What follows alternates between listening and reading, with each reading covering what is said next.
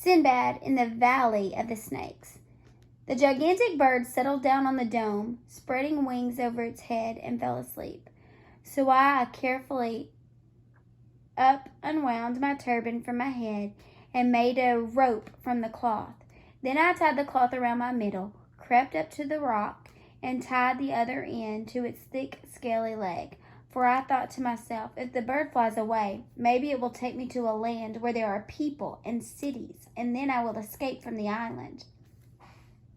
I was afraid to go to sleep when the rock fell away while I was sleeping. So I spent the whole night sitting up with my back against the rock's egg and my waist tied to its foot, waiting for it to wake up. When the first light of the sun glowed red in the sky, the rock stirred.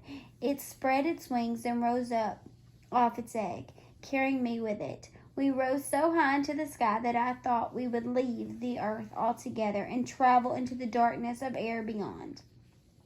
And below me, the island and its dome were the size of grains of salt scattered on the blue of the sea.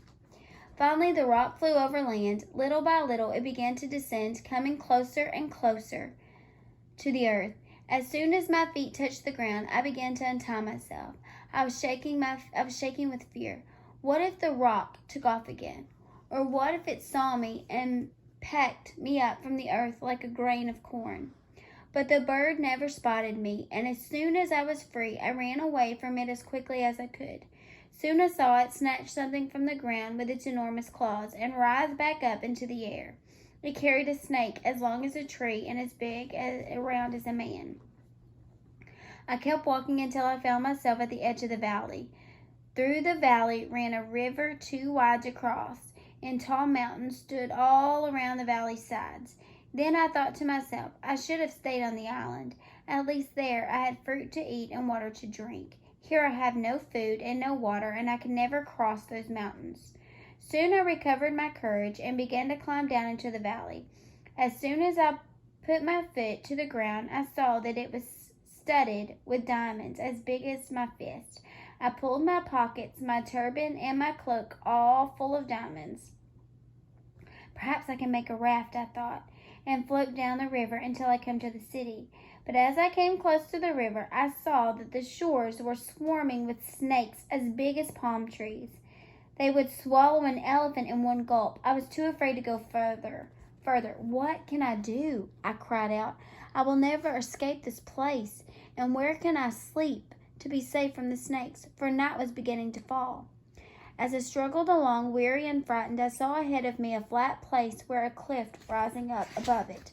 Eagles circled around it. As I watched, a piece of meat fell from the cliff onto the ground, and an eagle swept down and seized the meat. I looked up. There, far above me, were men. They were throwing down large pieces of meat into the valley below, and then I saw that this was how the men of this land got diamonds out of the dangerous valley of the snakes. When they threw pieces of meat down on top of the diamonds, some of the precious stones would stick to the meat. Then an eagle would swoop down, seize the meat, and carry it back up to the land above. As soon as the eagle settled to eat, the men would run at it, waving sticks and shouting to scare it away. Then they would take away the diamonds that had stuck to the meat and leave the meat itself for the eagle to eat. As soon as I understood this, I ran and grabbed a hold of one of the pieces of meat and held it up over my head. An eagle swooped down on it and seized it with its claws. Then he flew back up out of the valley with me dangling beneath him, holding on to the meat with all my strength. As soon as my feet touched the mountainside, I let go of the piece of meat and ran towards the men at the cliff's edge. They were disappointed to see that they had caught only another man rather than a handful of diamonds.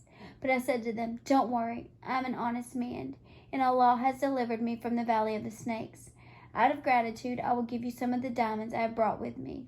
Then I gave a handful of diamonds to all of them. When I told them my story, they were amazed, for no one before had ever come alive from the valley of the snakes.